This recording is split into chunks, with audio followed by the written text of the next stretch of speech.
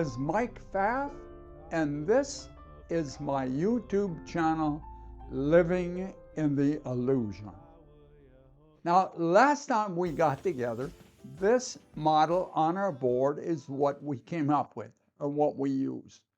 And we'll go through a slight review because these are all kind of interlinked. And sometimes you need a little push to get you going in the direction that we are going. So here's what we talked about right here. The illusion of choice within the egoic world. The illusion of choice. And what kind of choice are we talking about? Free will choice. So basically what I'm postulating is that you don't have any free will. And here's why. So we came up with a definition of free will. And it is without being predetermined or controlled by external forces. And we came up with that's through Google. So we looked at two aspects of this. One of them was the video that we did before this one, and the mind-body entangled connection. And we went through a lot of stuff, so I'll reference that, take a look at it. But there's a lot of scientific facts inside of here, like this one down here. 95%, up to 95% of all your decisions are made by the subconscious mind. That's very scientific.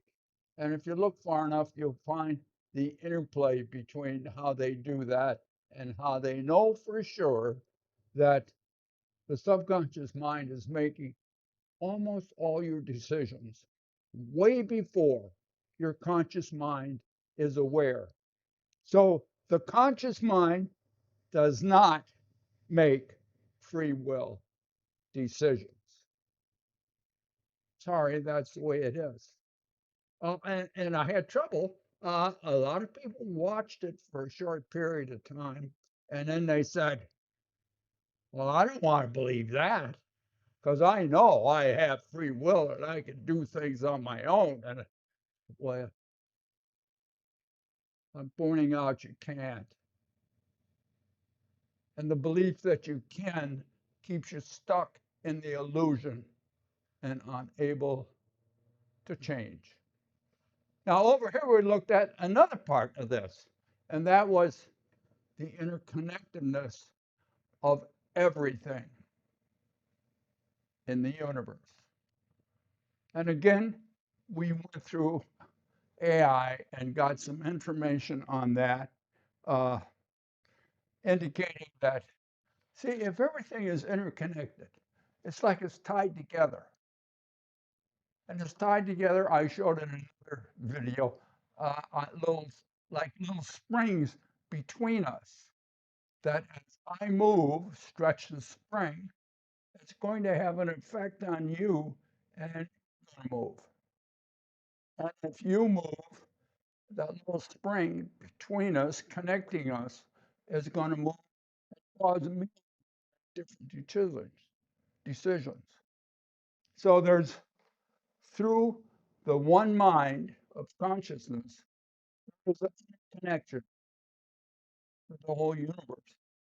Everything is interconnected and affects in some way, and we always don't know what it is, everything else. So you are affected by external forces, which means you don't have free will. Doesn't matter. It matters what you believe. I'm suggesting you don't have free will. Therefore, you have to operate within the community. You have to be part of the whole. You have to be part of the oneness in order to move within that realm.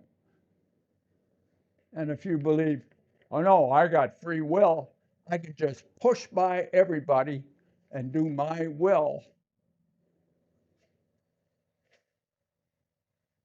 springs are going to make you bounce around a lot because everybody's doing the same thing. Well, anyway, there is no free will because external forces influence every decision you make in some way or another. So when you begin to recognize that, you can begin to make changes in your life and dance. See, when you go like a Greek line dance, oh, in Zorba the Greek, where they're all dancing, they're all in uniform. They're doing their own thing. They're listening to their own music. They're vibrating on the inside, but they're all in rhythm and they're dancing. It's beautiful. No, I want to step out of the line. I want to be something different. I don't want to be in that line. There's consequences because you can't make free will choice. Oh, of course, other people will tell you why you can and why you should and how it's important. It'll all be ego driven. Now, on with our new adventure starting now. And this is our subject for today. And let me read it off my little paper here. Revolutionary. That's the thing. It's revolutionary because it's new. The private language of your quantum mind. Quantum mind. Now, up here, there's a lot on here. And a lot of this we've already talked about. But I combine it a little bit different. And there's hopefully different people that have come to the channel that need a little explanation. So here's what we start with. Up here, the infinite field of everything. Consciousness. In this model, consciousness is fundamental. Consciousness is before anything. So consciousness is here, and then out of consciousness, as a suspension, as a is the mind. The mind is an extension of consciousness, and it's quantum. It's a quantum field over there. Now over here, within this, we have the body. And the body is related to our classic egoic world. And this classic egoic world is a learning environment. This is the learning environment for the mind of consciousness. So the mind is the learner, and the body is the learning device. Now, what's in the mind? The mind holds, among other things, your life experiences. Where do you get those? From the body, as it interfaces with the egoic world. They turn into memories. These experiences now are memories. You have the experience in the present moment, and then it's a memory. And out of those memories, you bring them together, they coalesce into different beliefs that you have. And then those beliefs formulate into a belief system.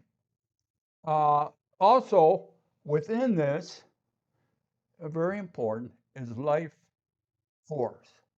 Life force comes from consciousness in the infinite field of everything.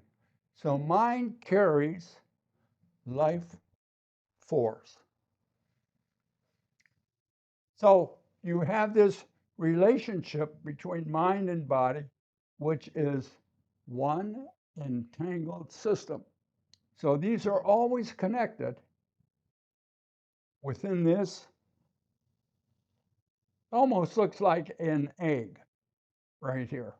Uh, so now the body, as the learning device, must go into the egoic world, and which is a learning environment, to bring back information to the mind.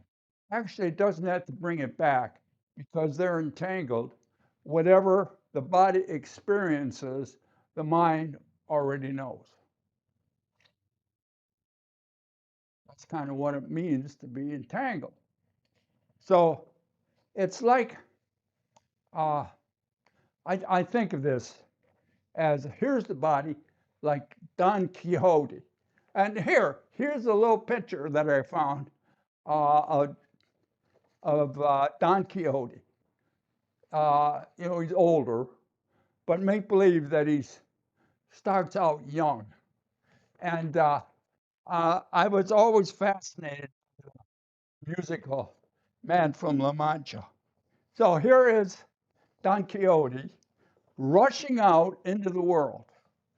And one of the first phrases in that musical, the song, is, and I think of him rushing out, uh, sally forth like a knight errant, which is what uh, Don Quixote was. I am I, Don Quixote, the Lord of La Mancha. My destiny calls, and I go. He rushes out. The wild winds of fortune shall carry me onward, oh, wherever soever it blows. Whithersoever it blows, onward to glory I go. And that's what Don Quixote does, or the body moves out into the learning environment, and the mind then, as the learner, begins to receive the information and process it through this, what it holds. And that information is quantum information. Now, when the egoic world, when the, egoic world, classic world physics were put in place by Newton and all those guys, the quantum world was never even thought of. So within this framework over here that we call classical, quantum physics was never put in. And when we found quantum physics, about 100 years ago, we said, oh, that's only for little small stuff, and it really doesn't affect this. Well, now more and more we're finding out, because now we're aware, we're finding out that the quantum world affects this classical world in many ways. And we also pointed out that most of our modern conveniences of cell phones, of computers, of all kinds of stuff, GPS, flights into space, all kinds of stuff are related to quantum effects. So those quantum effects are here. But we haven't changed the physics here. We're saying, oh no, that can't be there because you got to be able to see it. Well, you can't see it. Why? It's a field. It's a field within another field. And you can't see this either. But it affects you. You can't make a free will decision because this affects you. You're interrelated to everything. And everything changes from moment to moment. As I had a comment one time, it says, and I was talking about this, and it said, well, you'd think that consciousness, after all this length of time, would know everything. Every moment is different. It's never the same. And no matter what the physics, mathematics says, it doesn't go backwards. It only goes in one direction. Oh, yeah, but the physics says this, the mathematics says you can go either way. Try. Now, the sense organs are in the body. So the information is picked up by the sense organs, and the information goes through the mind into what's here and becomes classic quantum information. Quantum information is private, and that's where the privacy comes here. That information in the quantum mind is only for this mind. Why is that? Information, quantum information, is then qubits of information. Quantum information, or quantum bits, or what they call qubits, are probabilities. So all of this information that's over here is in wave function and a probability in a field. And this field is within the infinite field of everything. And there are other fields there that are intertangled. And I mentioned before that everything is interrelated, and you are intertangled. You are within a quantum system, and you are a field within fields. They say, no, I'm separate. No, you're separate over here in the egoic world, in the learning environment. You're not separate over here. You're not separate here. Everything is interrelated. Everything is interconnected. This is the only realm where you're separate. And you're really not separate. But you believe you are. So this quantum information that you don't know, that's only known by this person or this mind, only knows that. You cannot, it has to be, because it's private, it has to be interpreted into, right down here, must be translated into classic symbols and words. And during that process, much of that is lost. So let's see what else is in here besides the information, the quantum information. The experience is there. The complete experience is there. Within that experience are certain qualities, certain aspects that are only there because of the experience. And we call those qualia of the experience. And out of this comes meaning. The meaning is not here. This is chaotic. That's right. This is chaotic. The meaning comes from over here. Now, the meaning and all of this information cannot be copied into classical information. Can't be copied. Why? Well, it's probability. So you can't copy it directly. You can only translate it as best you can. Why do you need it over here? Well, over here, it's not shareable. You can't share it with anybody. So if you have the experience, you can't share it. Why? Because of how the information is. It's quantum. So what you have to do is translate it. You have to translate it into what you know of classic symbols and words.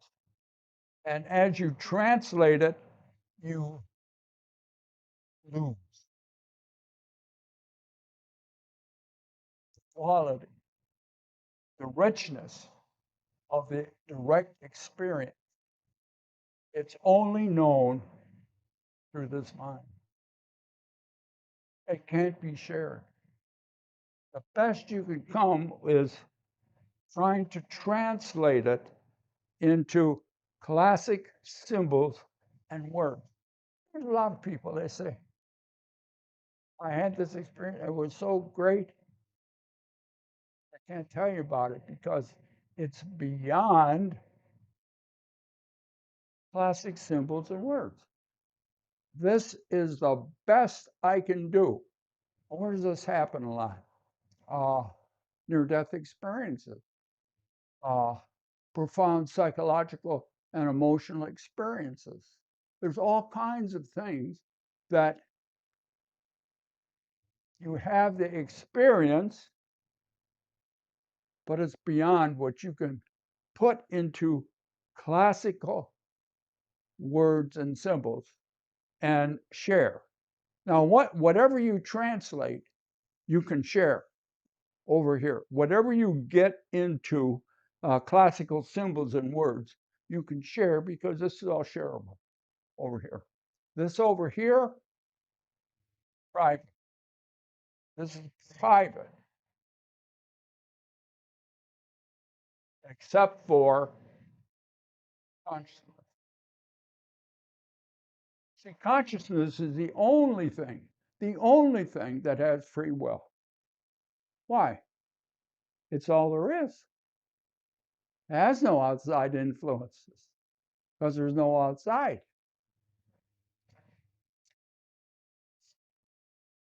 This in itself looks like it has free will, but it doesn't.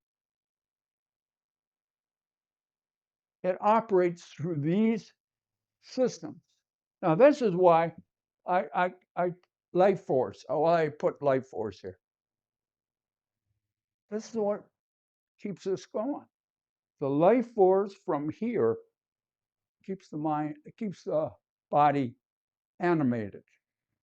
And when life force leaves, when the mind retracts, when it's through its mission of gathering information and supporting consciousness and understanding itself,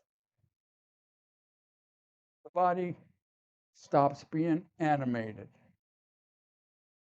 So let us look at A Course in Miracles and see what it has to say about this topic of the body and mind.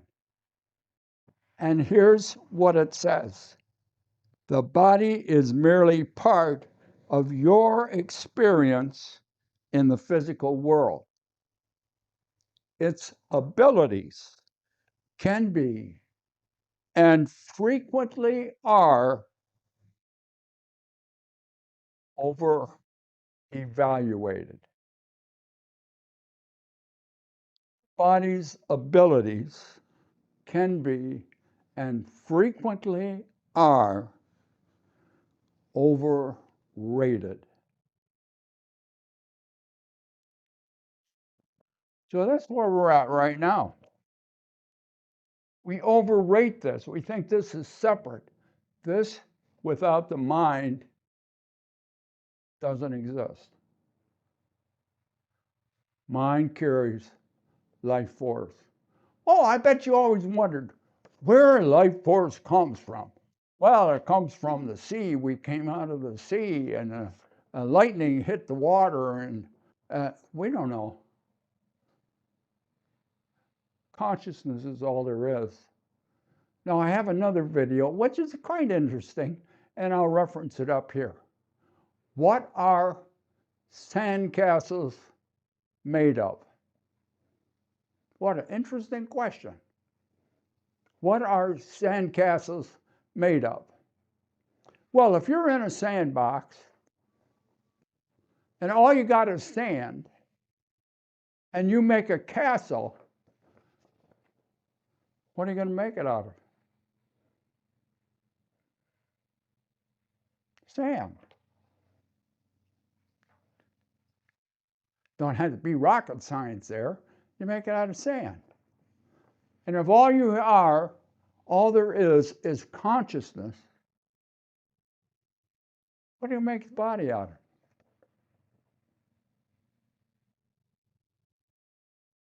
Where does the life force come if all there is consciousness? There's a process to animate the body. And when mind leaves, when mind moves back into consciousness, body is no longer animated.